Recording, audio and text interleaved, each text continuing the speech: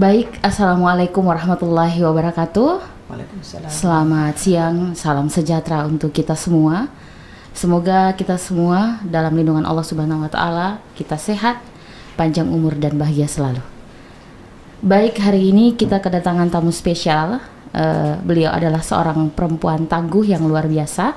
Hari ini juga saya sangat bahagia sekali karena pastinya hari ini kita akan mendapatkan banyak ilmu yang bisa beliau jelaskan kepada kita. Namun terlebih dahulu saya jelaskan bahwa Bunda hari ini Ibu Haja Nur Fadilah Mapaseleng, SH, MH, PhD. Beliau kelahiran Ujung Pandang tanggal 23 Desember tahun 1964. Beliau tinggal di Racing. Kemudian hobi beliau menarik sekali karena beliau itu hobinya berorganisasi dan menyanyi. Beliau juga adalah salah satu dosen tetap pada Fakultas Hukum Universitas Muslim Indonesia sejak tahun 1991 sampai sekarang. Beliau dulu sekolah mulai dari SD sampai SMA, sekolah di Samarinda. Kemudian S1 beliau di Fakultas Hukum Universitas Muslim Indonesia. Kemudian S2 beliau di Ilmu Hukum Universitas Airlangga Surabaya. Kemudian S3 beliau disertasi dalam kajian antropologi hukum bertajuk Penguat Kuasaan Undang-Undang Jenayah dan Kosiri di Sulawesi Selatan, yang mengantarkan beliau mendapatkan gelar Doktor Falsafah pada Ghazali Safi School of Government, University Utara Malaysia tahun 2016. Pengalamannya sungguh luar biasa ya Bunda ya. Hari ini saya akan sebutkan beberapa pengalaman organisasi beliau. Beliau pernah menjadi wakil ketua Fatayat NU Sulsel. Kemudian beliau juga pernah jadi wakil ketua PW Muslimat NU Sulsel. Kemudian beliau juga sebagai ketua lembaga Kemaslahatan Keluarga NU Sulsel tahun 2008 sampai 2011.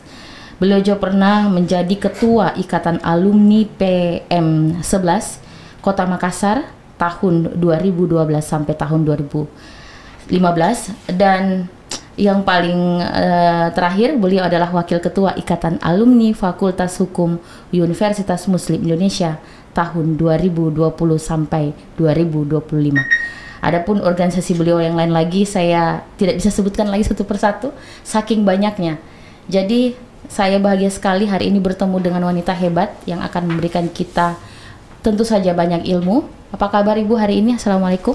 Waalaikumsalam. Alhamdulillah bisa diundang di podcast Blam Corner. Hari ini bahagia sekali karena ini adalah tamu pertama kita, narasumber wanita di podcast kita di Blam Corner. Kalau saya lihat dari judul kita yaitu kasus-kasus siri dalam perspektif antropologi hukum. Kenapa? Karena beliau adalah pakar hukum.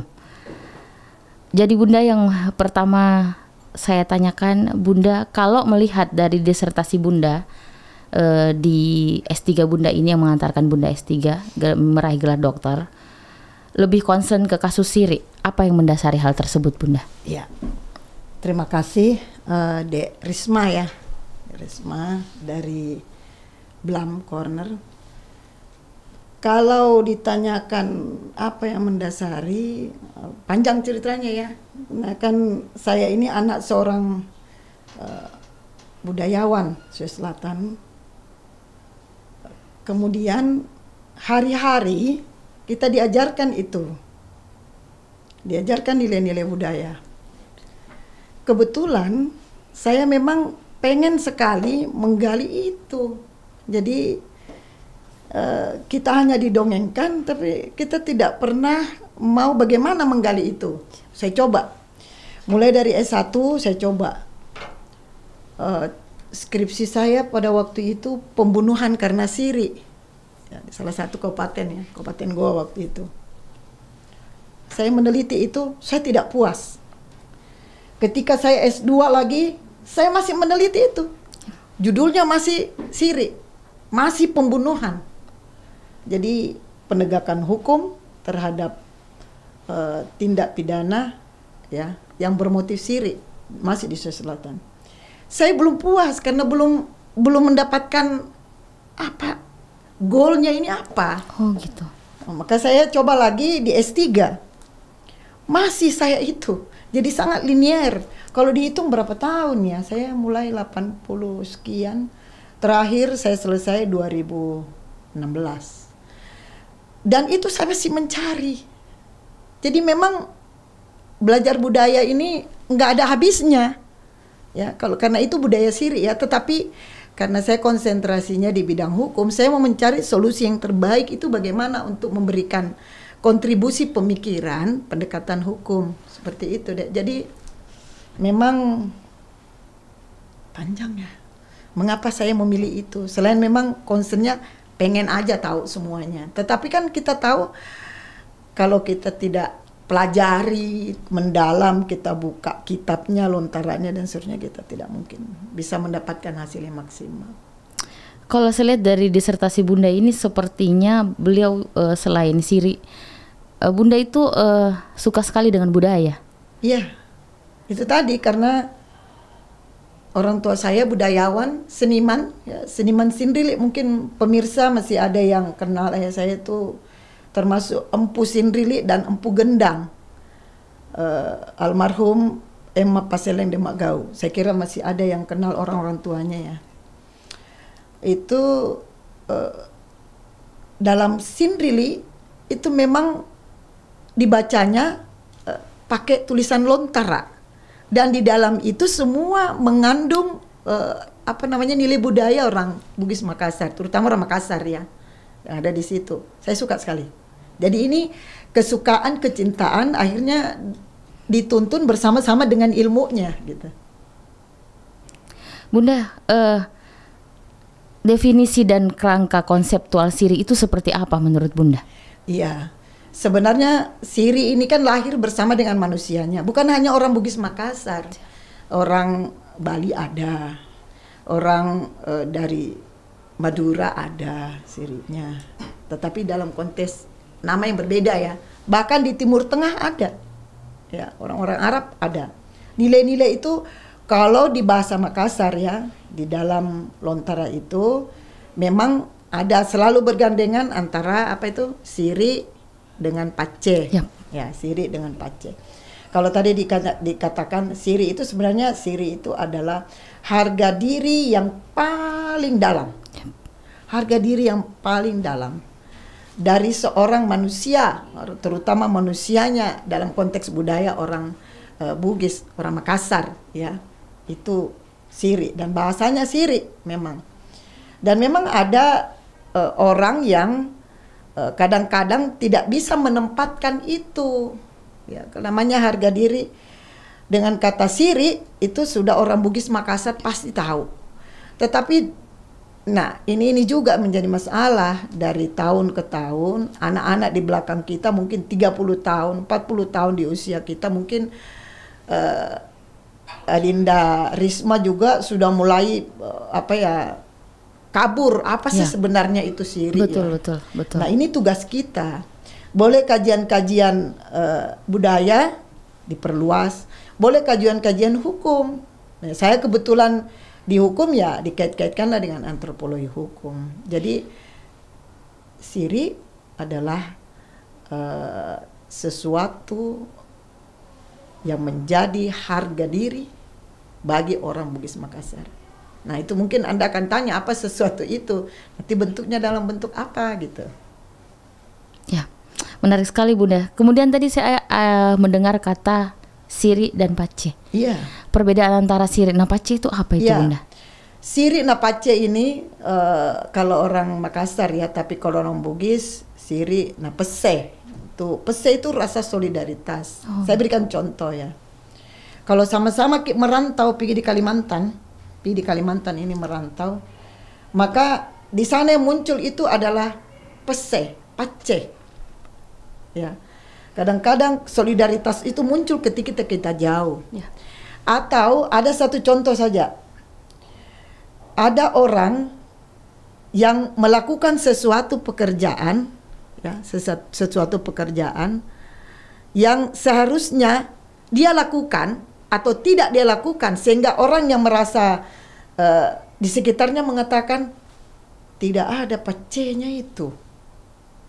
Dek gaga pesena. Dek gaga pesena. Kenapa? Karena dia seharusnya punya solidaritas. Temannya dipukul, dia diam aja. Ya, itu biasanya seperti itu. Padahal kalau kita punya pace, ya, pese terhadap teman kita, pastikan kita menolongnya. Bagaimanapun bentuk pertolongan itu, Betul. kita tidak diamkan. Betul. Jadi orang yang misalnya juga, ya, ada keluarga tak, mungkin dari segi ekonomi dia rendah sedikit, tapi kita yang sedikit bagus ekonomi tak, setidaknya kita membantu apa yang bisa kita berikan. Nah, kalau kita tidak lakukan itu, maka kita bisa dicela, dibilang orang ini etena pacena. Oh, itu pace Bunda ya? Iya, itu gitu pacenya, pace. tidak ada rasa solidaritasnya. Dan itu biasa muncul dari dalam. Bukan hanya pertemanan, bukan hanya bersaudara, di luar kampung, di teman sejawat ya, teman-temanmu. Biasanya ada teman sejawat yang mungkin kamu bisa memberikan penjelasan tapi tidak memberikan itu, sehingga orang mengatakan, aduh, dek gaga tuh pesena. Nah, tidak ada juga ini rasa solidaritasnya. Jadi gitu. seperti luas sebenarnya, luas ya Bunda ya. Kalau dikaji lebih dalam kayaknya sehari nggak cukup. Ya, karena itu kan kasuistis. Kalau ada apa, apakah dikatakan ini kategorinya ini pace atau bukan? Ada juga sebenarnya bukan pace. Karena misalnya ada orang melakukan satu tindak pidana karena seorang hukum ya, lalu dia bantu melakukan tindak pidana, itu bukan pace sebenarnya. Oh gitu. Bukan. Pace bagaimana dia, atau begini loh. Satu solidaritas itu kalau orang mau jatuh di apa namanya, di got, terperosok, ditarik supaya dia tidak terperosok. Itu sebenarnya pace. Solidaritas, kesetiakawanan, nah itu pace. Luas sekali. Luas sekali. Iya.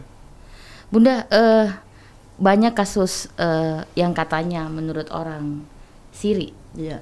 Kalau menurut Bunda, kenapa bisa banyak sekali orang melakukan tindakan pidana yang menurut mereka siri? Mengapa hal itu banyak terjadi di masyarakat? Oh begini, ada pengertian yang tidak pas terhadap nilai budaya siri ini. Jadi apa-apa yang dia lakukan itu selalu mengatakan ini karena siri. Jadi itu namanya mengatasnamakan, menjadikan hakim itu siri, ya. Padahal tidak seperti itu. Mereka harus memaknai dulu. Ini memang kerjaan berat ya, memaknai apa sebenarnya hakiki daripada siri itu. Kalau dia dapat memaknai dengan baik, maka segala tindakannya itu bisa terkontrol. Ya, misalnya ada seseorang, memang tingkatan siri itu bertingkat ya. Ada yang mulai dari rendah sekali, rendah, sedang, ada yang paling tinggi ya. Misalnya ada orang mengatakan begini, kenapa kamu pukul dia? Jawabannya adalah, napakah siri kak? Dia mempermalukan saya. Tapi ingat, napakah siri itu kasus apa?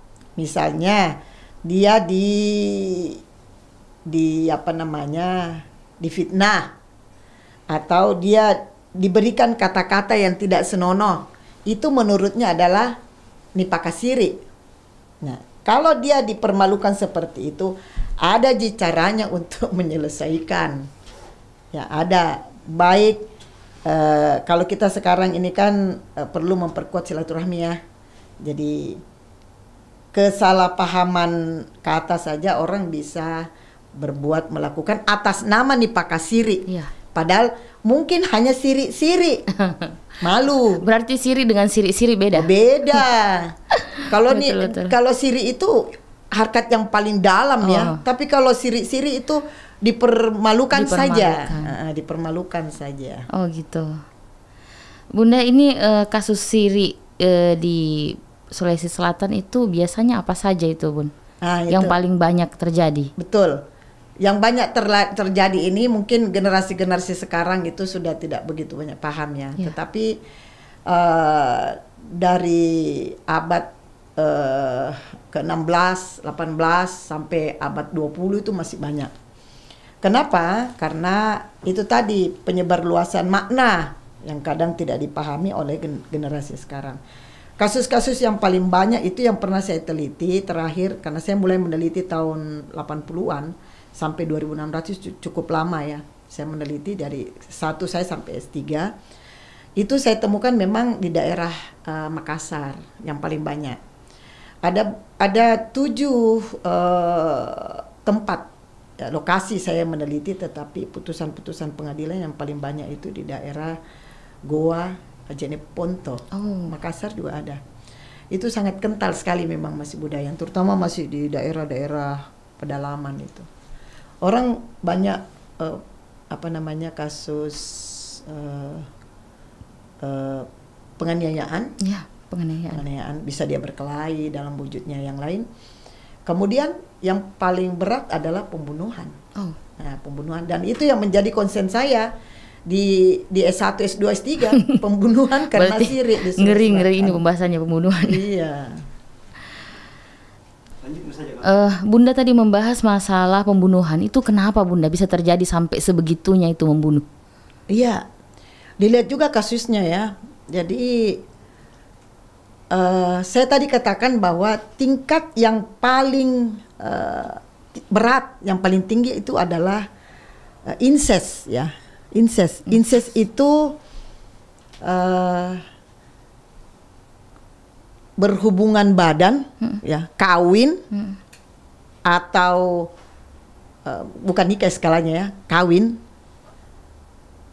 Orang tua kepada anak yang masih ada hubungan darah, orang tua kepada anak, saudara kepada saudara, saudara kepada ibu atau saudara bapaknya itu, yang masih ada hubungan darah. Case yang paling Itulah berat. yang paling berat. Kalau dulu ancaman pidana adatnya itu diladung. Pernah dengar istilah diladung? Enggak, Bunda. Ya, diladung itu kakinya dua-dua diikat. Ya. Tangannya diikat, baru dibawa ke lautan lepas, lalu ditenggelamkan di lautan. Itu namanya diladung. Nah, kalau kasus sekarang banyak yang membunuh itu hanya karena ketidaktahuan proses penyelesaian. Oh gitu. Ya, sedikit-sedikit mungkin diludahi, dia bawa badik, dia bunuh. Oh gitu. Hanya karena dia meludah. Sedikit-sedikit hanya karena dia bicara kotor, dia bawa badik, dia bunuh. Padahal dalam Lontara itu tidak begitu. Yang boleh dibunuh menurut Lontara adalah apabila ditemukan istrinya. Seorang suami melihat istrinya diselingkuhi, tidur bersama, sikatin roang, tidur bersama, lalu suami melihat, maka wajib dibunuh. Itu menurut Lontara. Iya kan? Cuma masalahnya sekarang ini kan kalau ada yang tidak melakukan hal itu dikatakan kuras sirik. Nah, itu juga dilematis. Kita kan sudah tidak menganut hukum adat sekarang. Ya.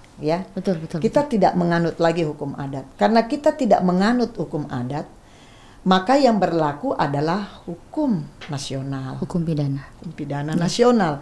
Artinya bahwa kalau Anda melakukan suatu pembunuhan, ya sudah ada ancaman pidananya. Pasal 338, 340 dan seterusnya. Tetapi kalau dulu tidak. Ya. Kalau ada orang melakukan silariang, nilariang, kalau silariang itu bersama-sama kawin lari, nilariang itu laki-laki membawa perempuan, kemudian erangkale, perempuan yang membawa ke imam, baru katakan itu yang hamili saya atau dia yang telah memperkosa saya. Itu namanya erangkale. Biasanya itu tumasiri adalah orang-orang yang merasa juga ternodai. Siriknya itu bisa saudaranya, bisa saudara laki-laki ya, bisa juga pamannya. Bisa terjadi itu namanya tumasiri semua, masih hubungan darah yang paling dekat, bisa menegakkan siriknya, di mana dia dapat itu bisa dia bunuh itu. Oh gitu. Tapi ada ya menurut orang Makassar ada cara yang paling baik untuk proses penyelesaiannya. Misalnya ya Ada namanya mabaji. Mabaji itu kalau maibaji kalau orang Makassar ya. Kalau seorang yang telah dinodai sirinya, dia kawin lari, pergi di suatu pulau atau satu di tempat tertentu yang jauh. Terus pada waktu tertentu dia mau kembali. Dia prosesnya sama dengan pulang biasa, tetapi ada proses adat namanya maibaji. Sama, tetap dia kasih naik juga. Ada duit panaiknya, uang belanjanya juga ada sama dengan kawin biasa. Meskipun dia sudah punya cucu, kadang-kadang ada cucunya, ada anaknya, tetap itu. Datang mabaji ceritanya. Mabaji, Iya. maibaji kalau orang Makassar. Itu proses mabaji. Adat yang boleh dilakukan. Jadi tidak perlu dibunuh sebenarnya. Kalau dia melakukan misalnya kawin lari pergi di kampung, tidak usah dibunuh. Ada lagi cara. Ada namanya nimateang, ya. Nimateang itu nipaupangi tanah. Apa orang Bugis katakan nipaupangi tanah ya? Iya.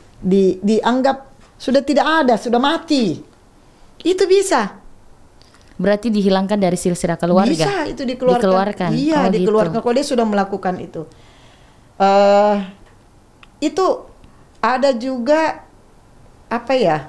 sudah dianggap memang sudah tidak ada. Sudah tidak ada. Sudah dicoret dari. Diambilkan harinya. Oh gitu. Iya, sudah diambilkan harinya dan itu orang. Saya kira cuma dikeluarkan aja dari kartu keluarga, ternyata dianggap sudah mati. Iya, kalau di daerah-daerah Makassar itu dianggap mati, sudah diambilkan 3 harinya, 7 harinya, dianggap meninggal. Oh gitu. Iya. Sekalipun orangnya masih hidup. Sekalipun. Tetapi itu tadi saya katakan ada peristiwa di mana maibaji. Dia datang. Tapi saya pernah menyaksikan sendiri orang maibaji, begitu dia datang, dia pakai sarung, bombok begitu ya. Baru ketika dia masuk, dia dipukul oleh keluarga laki-laki, tapi tidak sampai cedera. Dipukul saja, tapi tidak sampai membuat luka. Itu syarat saja bahwa dendamnya, marahnya itu sudah keluar. Adat saja. Iya. Sesudah itu dia diakui kembali. Masya Allah. Iya, itu ada cara. Berarti penyelesaian dengan cara baik-baik itu ada. Bisa, ada caranya. Penyelesaian adat. Cuma dulu itu orang karena dendamnya, marahnya itu dia tidak mau selesaikan adat. Jadi ada orang sampai meninggal orang tuanya itu tidak pernah maibaji. Bunda, dalam buku Bunda saya pernah baca ketika orang melakukan siri, kemudian dia pergi ke tumak bicara. Tumak bicara. Itu katanya bisa diselesaikan dengan cara tumak bicara itu yang bicara ke. Iya.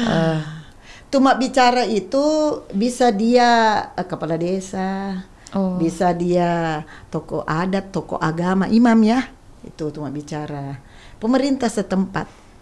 Kalau misalnya ada orang ditemukan melakukan perselingkuhan ya, terus dia dikejar oleh tumasirinya, boleh suaminya langsung, boleh saudaranya atau pamannya, dia dikejar lalu dia lari karena mungkin dia tahu suasana di situ ada rumah kepala desa atau rumah kepala dusun atau ada imam. Kalau dia tidak sempat, songkoknya saja dia lempar masuk, sarungnya saja dia lempar masuk, atau ada barang yang melengket di dalam tubuhnya lalu dia lempar masuk, itu sudah perlindungan dan tidak boleh lagi diadili secara adat. Artinya dia sudah minta perlindungan kepada orang yang dituakan. Pemerintah gitu. Dalam hal ini tumak bicara namanya. Ya. Bunda, pasti tentu saja istilah-istilah siri dalam Sulawesi Selatan itu pasti banyak. Kira-kira istilah siri yang bagaimana Bunda yang sudah ada di dalam buku ini yang belum sempat dibaca? Ya banyak sekali. Jadi siri sebagai harga diri, ada tuh namanya tumasiri. Tumasiri itu keluarga yang dipermalukan. Tumasiri itu bisa tadi saudaranya, bisa pamannya, ya pokoknya yang terdekat, paling terdekat. Terus sifat siriki itu saling merasa menghargai harga diri masing-masing. Sifat siriki namanya, sifat siriki. Kemudian ini juga ada, kalau marah dia langsung bilang, ini orang tena sirikna. Jadi berarti tidak ada siriknya. Kau tidak punya harga diri lagi. tahu tena siri. Nah itu, oh kalau kita orang Makassar kalau dibilang tena sirinya itu sakit hati. Karena itu kan dianggap sudah. Dan banyak lagi istilah lain. Ada mapaka siri, ada siri masiri, ada banyak istilah. Banyak istilah Bunda ya. Ya, kalau kajian-kajian ada di Lontara dan juga dikaji secara budaya atau hukum itu banyak sekali istilahnya. Kan anak-anak sekarang Bunda ini sudah tidak sedikit menghilangkan tentang budaya siri itu. Ya. Jadi bisa baca buku Bunda ini berapa banyak ya? Ada sekitar sudah 10 buku yang Bunda tulis, tetapi Bunda lebih concern ke siri ya, masalah budaya siri. Ya. Kemudian Bunda tentu saja tadi ada beberapa kasus siri yang sudah Bunda jelaskan. Pak, tentu saja ada tingkatannya dan juga pasti tentu saja ada tingkatan penyelesaiannya. Jadi kalau misalnya tadi tingkatan yang paling rendah ya, dipermalukan, misalnya meludah, itu tabu sekali bagi orang Makassar itu, Bugis Makassar, kita meludah di dekatnya, gitu misalnya itu nggak boleh. Oh gitu. Itu kita siri yang paling rendah itu. Oh, siri yang paling Jadi rendah. Jadi tiba-tiba Anda dapat serangan balik dari situ, itu artinya dia dipermalukan. Dalam arti kali yang paling rendah ya, siri. Atau dipegang kepalanya. Dielus-elus, tapi ada sebagian orang kalau dielus dibilang disayang. Tapi tidak boleh itu pegang-pegang kepala. Oh gitu. Iya, tidak boleh. Ya itu menurut orang dulu, tapi sekarang ini malah sudah bukan lagi kepala, cipika-cipiki mulai kalau ketemu. Ya ada lagi siri itu. Nah sekarang ada kan media sosial ya. Iya. Dia bikin status macam-macam sehingga dia merasa. Tetapi sekarang karena dia di media online, maka lapornya ya pakai undang-undang ITE itu. Tetapi secara spontan itulah yang ringan secara spontan. Nah, kalau yang paling berat itu tadi incest, dan yang paling lagi itu adalah sikatin ruang, yang tidur bersama itu istrinya dengan lelaki lain itu dalam Lontara sudah harus dibunuh itu. Tetapi saya tidak menekankan di sini seperti itu karena kita sudah tidak menggunakan lagi hukum adat ya, sudah ada hukum nasional. Jadi tidak dibenarkan lagi perlakuan seperti itu pada zaman dahulu. Tapi sebagian orang di wilayah-wilayah daerah Makassar itu daerah atas, dia masih menganut itu. Pedalaman misalnya masih keras sekali, kental sekali. Bahkan anak remaja yang goncengan itu dengan lelaki itu dianggap siri itu. Siri. Nah, kalau sekarang kan sudah di kota ini kita lihat, waduh, sudah kalau kita yang mendalami budaya ini apa yang terjadi gitu. Karena kalau kita mengatakan pergeseran nilai, sebenarnya nilai itu tidak bergeser. Nilai-nilai budaya itu tidak tergeser. Yang bergeser ini orangnya. Jadi orangnya yang bergeser terhadap nilai itu. Ya. Bukan normanya yang bergeser, orangnya yang bergeser. Ada tetap, hukum adat itu ada. Lontara yang saya baca dari punyanya Mates ya, Makassar Krestomati itu tahun 1800. Itu sekarang orang masih memelihara itu. Hanya proses penyelesaiannya sudah berbeda. Ya, berbeda.